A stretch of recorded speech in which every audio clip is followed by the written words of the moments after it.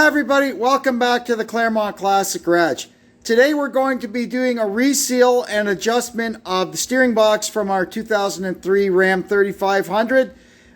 Incidentally, it is a Ford sourced steering box, so these procedures will be similar if not the same on a mid 90s to mid 2000-ish Super Duty Ford pickups.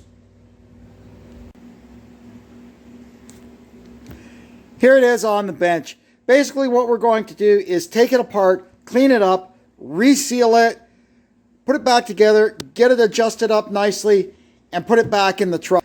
A little bit about this steering box. My previous experiences with Dodge trucks were old, basically 72 to 93, the earlier ones, first gens, tin grills, whatever you want to call them. And they all use Saginaw steering boxes, GM stuff, right? They carried that on through the second gen trucks. And when the third gen trucks came out, they have this one, which is a Ford steering box. Believe it or not, we went from using GM steering boxes in our trucks to using Ford steering boxes in them. This is very similar to the steering box that Ford has used since the mid-60s. Over time, the cover grew. It originally was a cast iron top with 2 bolts, like the one in my 68 Galaxy. That's what it has.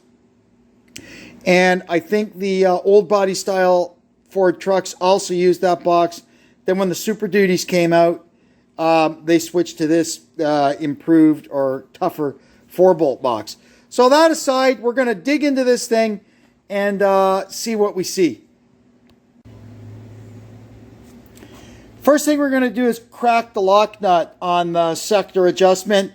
And we're not undoing anything or taking anything off. We'll do that in the vise. But for now, we're just gonna crack that. Now, we're going to pull these 4 screws out. Now we're going to get our big piece of brass and knock the sector shaft out. There it comes. It will only come out in the straight ahead position, which we're in now. There we are. Out it comes. Now we can go ahead and take the input shaft and the main screw and everything out. That's a 9/16 socket.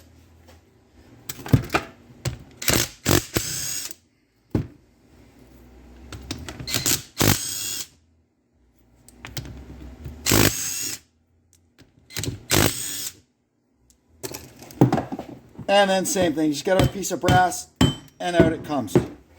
Now we're pulling everything out of it. There it is. Now we'll get the seals out. First is the dust seal.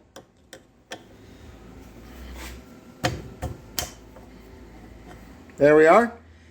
And then underneath that there's a snap ring because the actual oil seal sees pressure, like the pressure of the steering box. So it's got to be retained with a snap ring that you can see here. So we'll get the snap ring out of there. There's a steel washer underneath it to support the seal, and then the seal. Let's try this one. Yeah, there we go.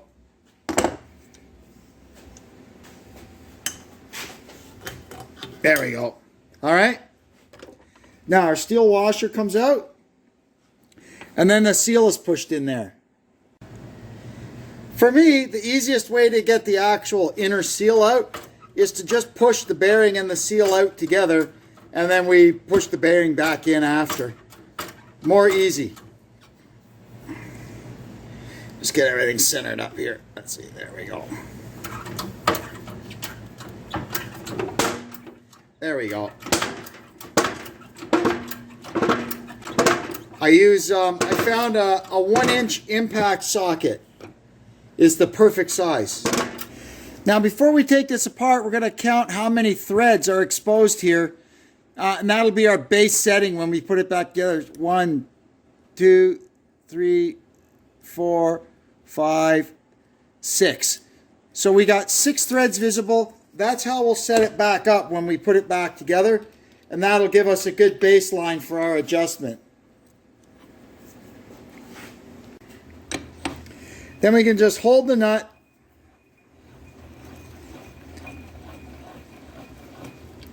Once the nut's free, then we're going to hang on to the sector shaft and turn this the rest of the way out.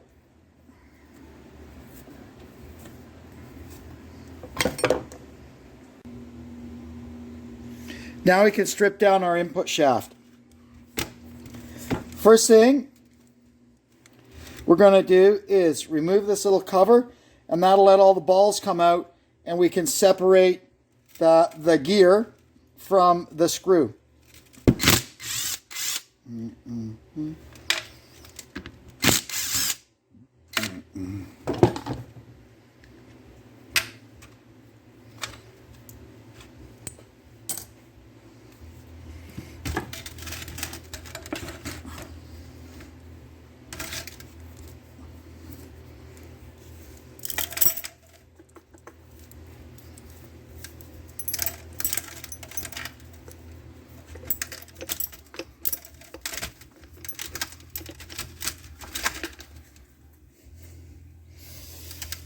And there you have it, all apart. Now we're going to remove the spool out of the housing here. First thing we do is this set screw, we have to release it. It's a 3/32 Allen key.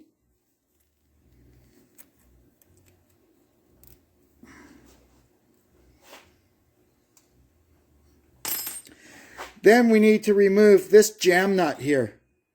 You see that? There is a special socket you can get for it, but in most cases, a punch and just a little tap gets it freed up. There it comes. It's not in there all that tight.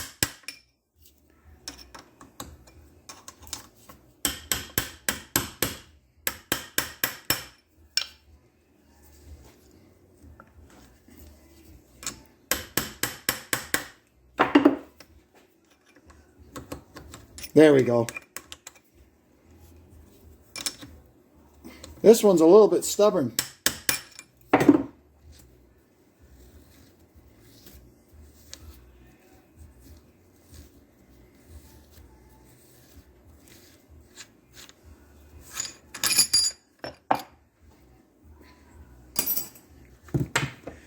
Now, theoretically, at this point, we can take the whole input shaft assembly out. Now, just like the sector shaft, we're going to pop this dust seal out, and there will be, again, under here, just like the other side, there's a snap ring and a seal. Although on this side, I don't think we've got the metal washer like we had on the other, on the sector. Let's see if we can get this.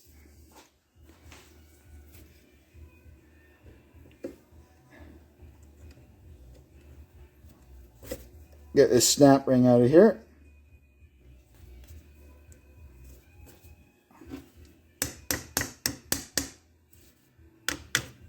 There we go.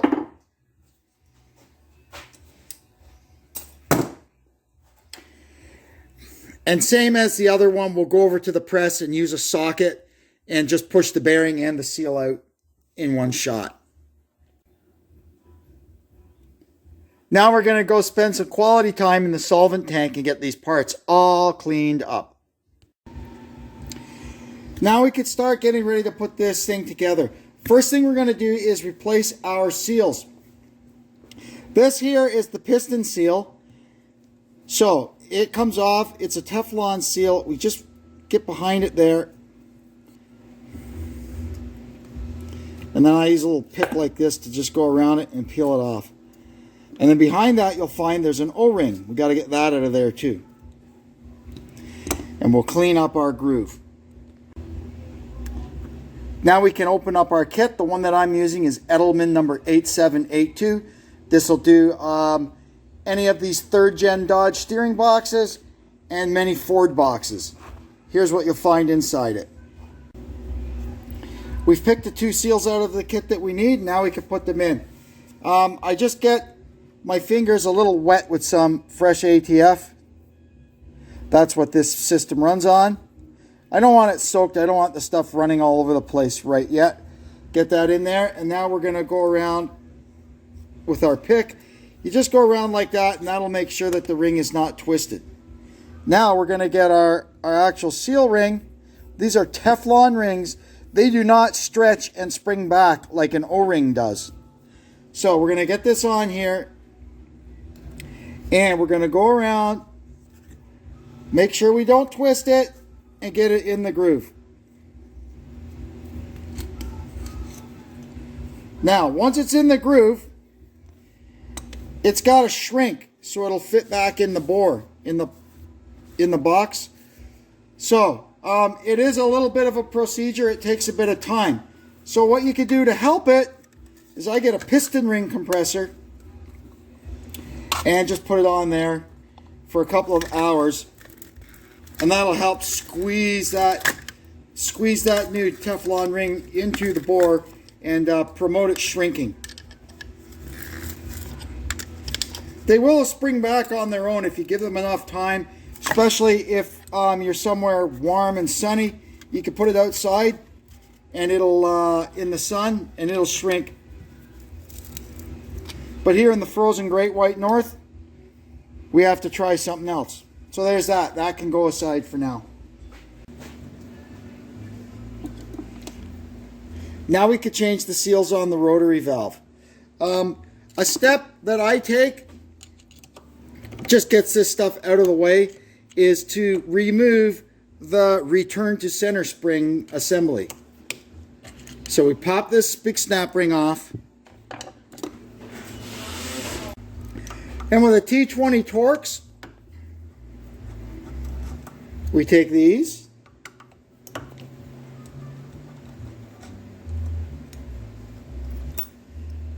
and this is where it can get dicey because there's teeny weeny little parts in here. So you get a little screwdriver and you can pop these little springs. You see there, they're just like a little half moon spring. And keep your fingers. See these pieces that slide here? Keep your fingers on there because those are the ones that'll fly. All right, now we pull out these. I use a magnet. You get this little shoe, and there is the tiniest little roller that comes with it. Whatever you do, don't lose the tiny little roller.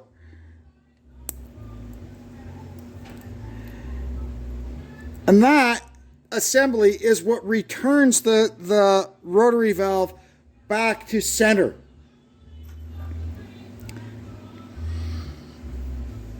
It just gets it out of the way so we have less things to put our new seals over. And to change them, basically the same procedure as the big one we just changed. They're smaller. There we go. You get in behind it. You can cut them. Now we get our new ones. Our new blue ones. Soak them in a little transmission oil. And we just slowly start working them down. A groove at a time. You want to get the bottom one down to the bottom first.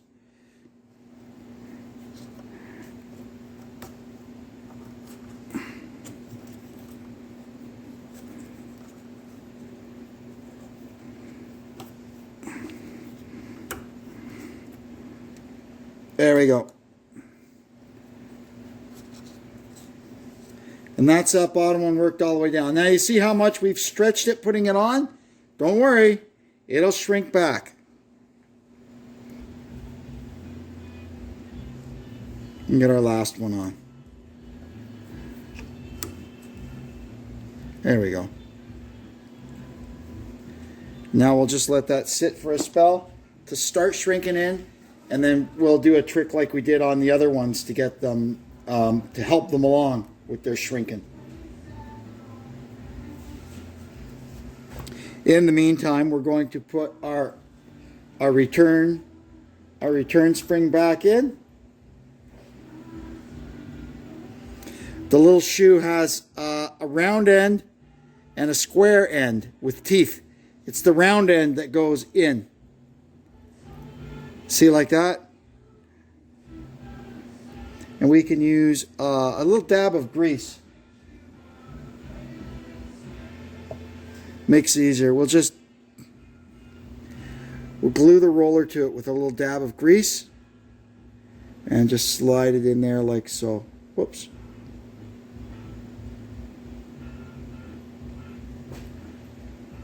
There, and it goes right into that groove there on the shaft.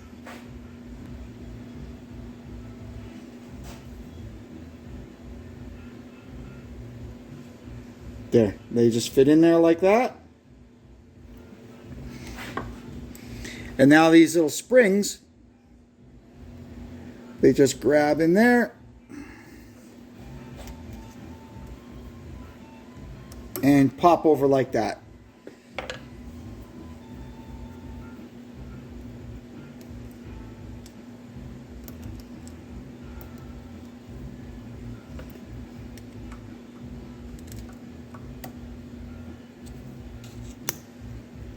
There.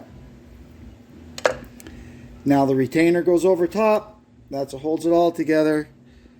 And we'll put our two T20 Torx screws back in.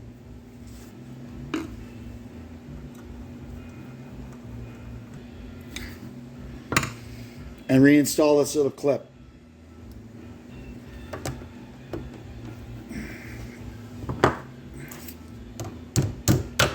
There we go. This thing is sat long enough that the rings have shrunk a little bit, and that's good. We just want to get them centered in the bores. It's hard to mechanically try and squish them when they're, you know, like out here sticking out, because you run the risk of folding it over and like flattening it out against this. We just want to push them back into their grooves. So we've got a special tool here. It's just basically a piece of 1.5 inch drain pipe that you use in your house. And I've cut a slot in it about 3/16 of an inch wide. And we'll just use a screwdriver to spread it. And it should go down over all these rings. Come on. Nice and gentle. There we go. And you can see there, you can turn it around and it's all good. And then we're going to get 2 gear clamps like this. And put them over there and squish her down. As tempting as it is, don't put the gear clamp right on the rings, because it'll make a mess of them. Push it down a little bit. The rings are more down there. That's better. So that's something we've learned here. This should be 180 degrees from the joint. There. And you can feel, see the rings are still, they're free. So that's good. Perfect. We'll just let that sit for a while and do its magic. While we're waiting on that, we're going to get these things all straightened out. You just go in there with a bottle brush or a piece of emery on your finger, whatever you got to do, just to get it all cleaned out nice. So there's no junk in there. Now we're going to install the bearing. We're going to install the primary seal and the dust seal.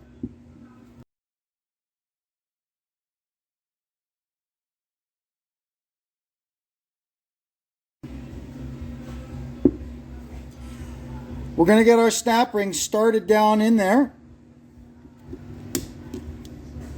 Perfect. And then we just go around and make sure we, there, tap that seal the rest of the way in with the snap ring. So now we know that the seal is right back up against the snap ring, so it can't end up like this when the pressure hits it. And now we're going to put in the dust seal, and it goes in like that, so that when the shaft comes through, see, it does that. And it just gets pushed down right on top of that snap ring. Oh, sorry. need an exercise. More small socket.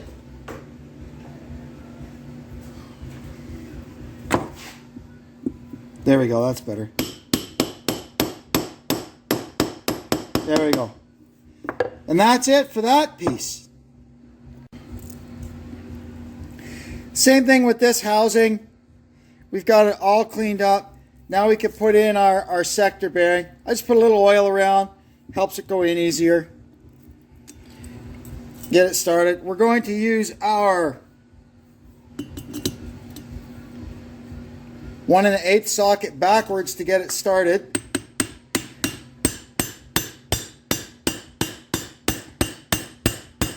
Again, you can do this on the press, but it's not that big a deal to do it with a hammer.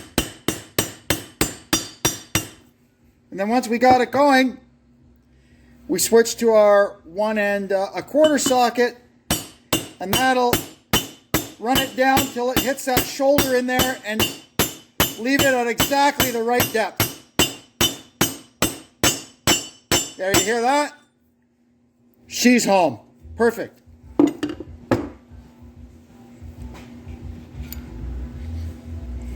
Now, our seal goes in. Same thing. Same deal as the other one. We're going to pack the back of it with grease, and we're going to drive it in almost all the way, and then put the snap ring in and drive the snap ring down to set the seal at the right height. Once we've got the pressure seal in, then this backup washer goes down in. That's this seal here sees the full pressure of the steering box when you're turning left or right. It doesn't matter. When you turn one way or the other, this seal sees the full pressure of the box. So it needs this thick washer to keep the seal from getting blown right out of there. So we will get our snap ring in there. There. And then we'll use our little punch to work our way around and push all that stuff down nice and evenly till it goes snap. It's actually easier to use this. Just work it down and you'll hear it. You can even pull the thing out and check. There, snap, went in on that side. There we are. She's home. Now we'll get the punch and work it, the snap ring either way to make sure it's firmly seated in there. Just like this. There. Heard it go the rest of the way. That's in there properly now. Now we can drive in our dust seal. Now I found this socket that fits perfectly in there.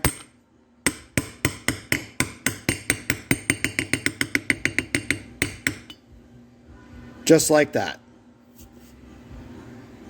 And that's that housing done. Now we can put our sector together. You'll remember when we took it apart, we recorded 6 threads exposed is our rough adjustment. So I've gone ahead, I've put a little grease in that bearing in there, and we'll put a little grease on this surface here that runs on the bearing. I've gone ahead and installed, there's a perfect little spot there for a copper washer, so I've put one in.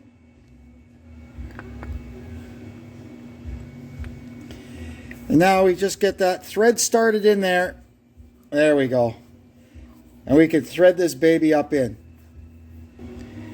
And we'll thread it to the approximate place where we'll have 6 threads appearing above the nut. Let's see, what do we got there? We got 4. There, that'll have us pretty close. So we can put this in the vise and get the nut run down.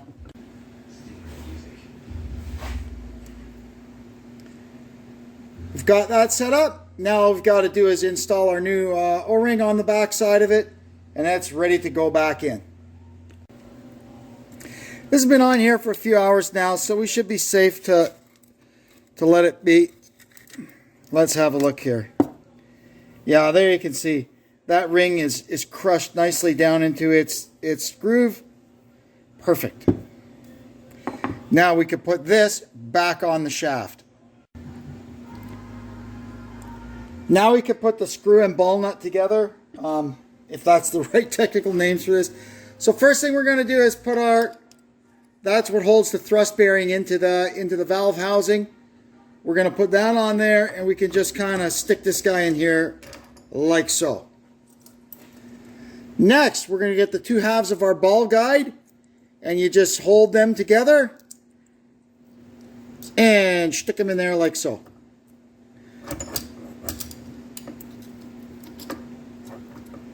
We're going to get that kind of halfway in, halfway out.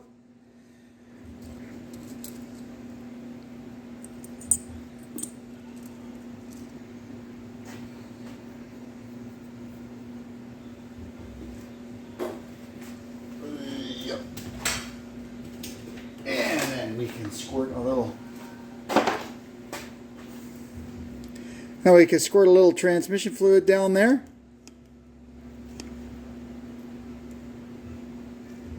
That'll run down, just kind of give them a fighting chance. There. And we just started loading them in. Try to get it so that they go, either way, so you're loading it evenly. But if you get to a point where it seems like it's stuck, you just put your finger over that hole and turn the shaft a few times, and it'll find its place.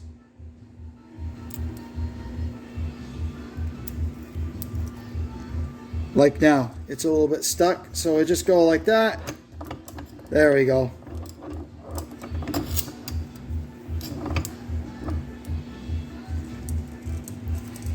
Now we should be back in business.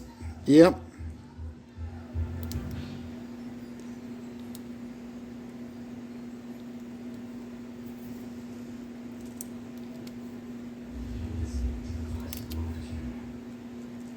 This is pretty exciting, isn't it? Oh, we got almost all of them in now, so. Yeah, now we've got a spot where we're stuck again. There we go. We got 6 more to get in.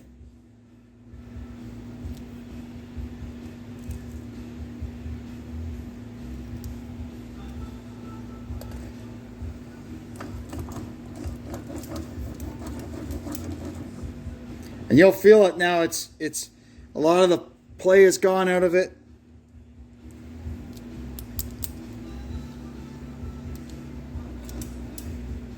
Last one. There we are.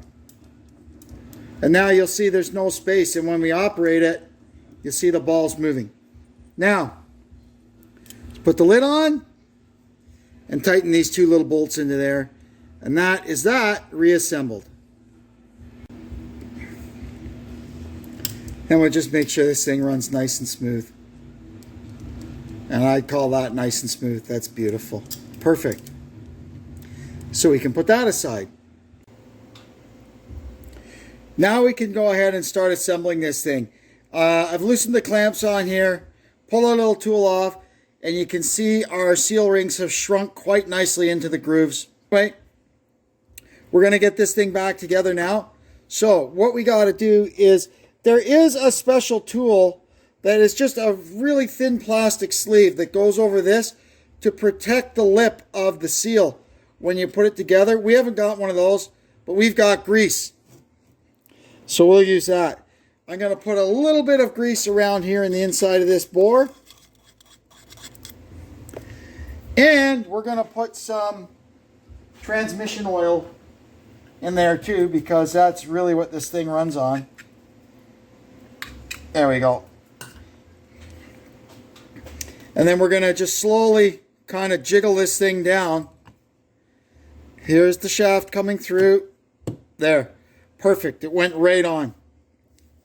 Now we're going to mount it in the vise in our soft jaws, and we could tighten the nut on the thrust bearing.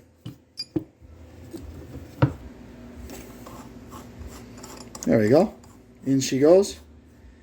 And we haven't got the special tool to torque this. We'll just get it good and tight with a hammer and a punch.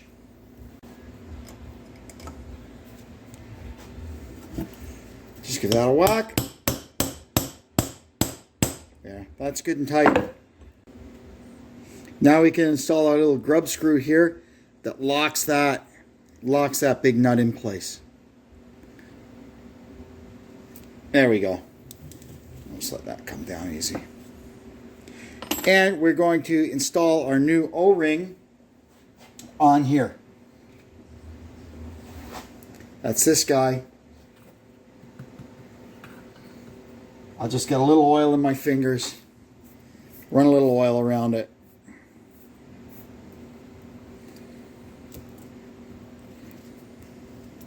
And get it on there.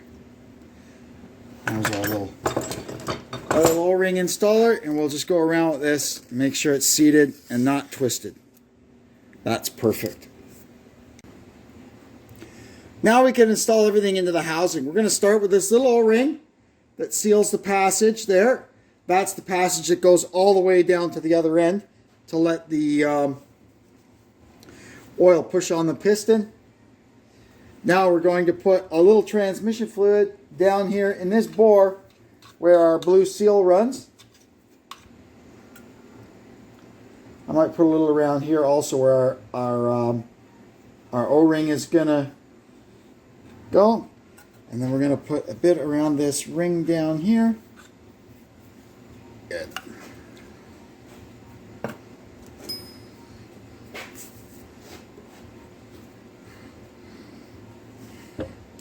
Now you see here, we've got this thing turned down about halfway, and we want the gear part facing this way.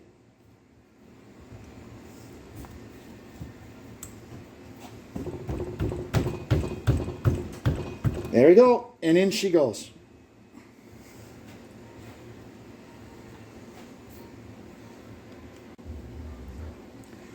And we install our 4 bolts, torque them up to 35 foot-pounds.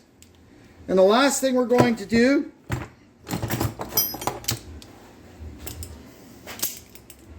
be really careful putting vice grips on this. Just if you're careful, it's okay. We're going to turn this until this is centered. Right there, you see there? 1, 2, 3. 3 is the center, and that's right where we want it. Now we can put in our sector, and that's going to be basically the same procedure as the input. We're going to put a bunch of grease around here to protect that seal and make it go in easy.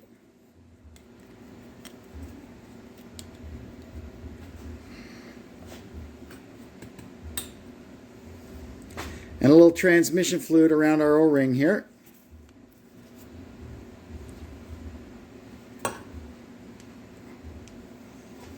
Then we're going to make sure it's straight so that the middle tooth meshes with the middle groove in here, and you can actually see down and see it mesh.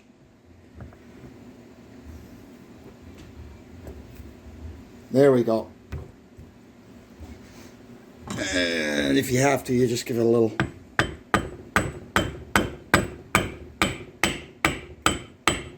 love tap, and down she goes.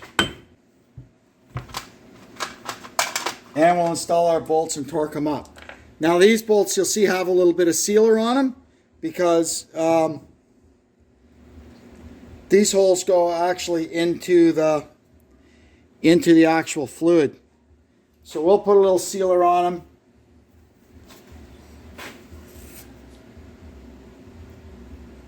You can use this pipe sealant or some Permatex, whatever you've got kicking around.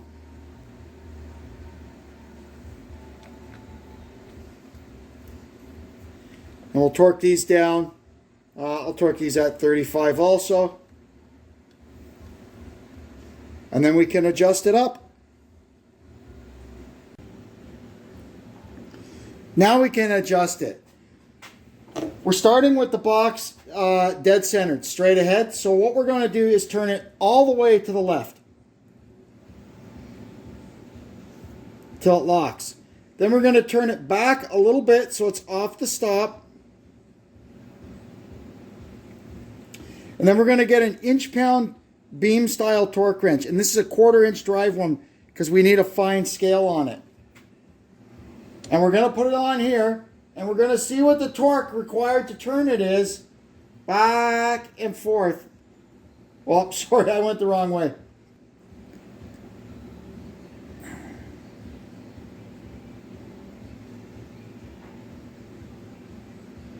So that's barely 2 inch-pounds.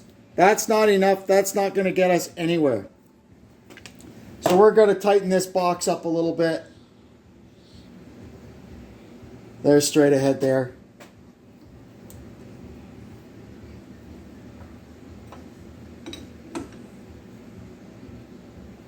We'll give it a full turn and see if we notice anything there. When you've got it right, you'll feel a high spot in the center. We're nowhere near yet. We'll give her another full turn.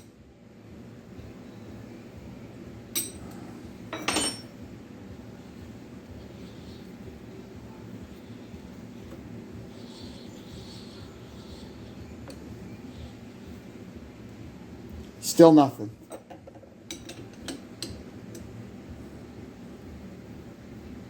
Oh, I can feel something now. Yeah, okay. So we're there. So now we're going to turn it all the way to the left. I think we've got it too tight now. But we'll find out.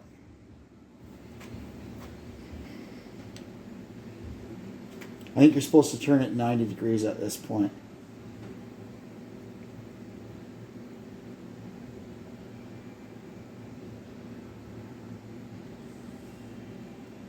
Now I got about 5 there. So now we're going to take it back to center.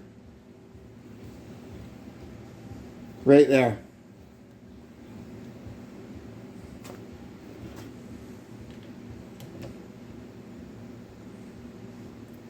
And we're going to go start at center and we're going to work. So you can see here already, I know that's at 30 inch-pounds to turn that through center. That's too much. The book says maximum 17. I can't even get the socket to grab there. So, okay, no worries. We'll back this off a half a turn.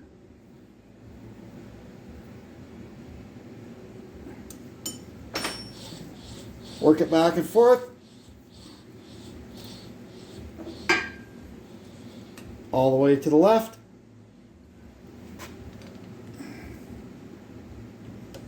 You don't want this free turning. I think they say maximum 10. That's fine. Now we're going to go back to center. There's center there. So we're going to back it off either side of center, and they say no more than 17.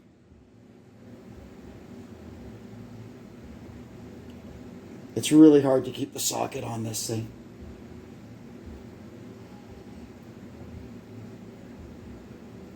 And there we've got, that's right where we are, 17 or 18. I'm betting that when let me see here, when I tighten this jam nut down, that's going to pull up on the screw. Whoops. When I tighten the jam nut down, that's going to pull up on the screw a little bit and loosen it off just another hair. Let's see. Okay, so she's straight ahead. Let's see what we've got now.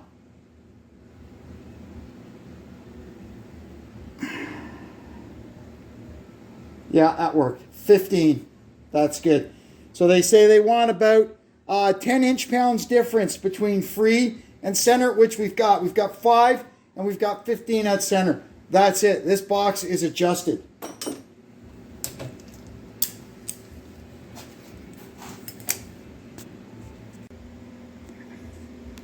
I stuck our new pitman arm on just for now. We'll pull it up the splines and torque it once it's in the truck because it's really hard. This thing torques to 225 pound-feet or foot-pounds. And that's not so easy to do on the bench, but real easy to do when it's bolted to the truck. This is our new pitman arm for the T-style steering. You can see in comparison to the old Y-style steering pitman arm that we pulled off. And that's that. She's done. Well, I guess that'll do it for that one. I'm sorry if it ran a little long. I wanted to cover everything. I try to avoid doing how-to videos. I more like to just kind of more blogger style and say, you know, this is what I did today. But this I thought was a good video that could help a lot of people out. There's not a lot of videos on this subject out there. An overhauled steering box is $400. The kit that I just put in this was 38 bucks. So you can save yourself a lot of money if you can do this yourself. That being said, I'm going to take off now. I want to thank you for tuning in. Hope you'll come back and see us again. And until then, this is Kevin saying so long from the Claremont Classic Garage.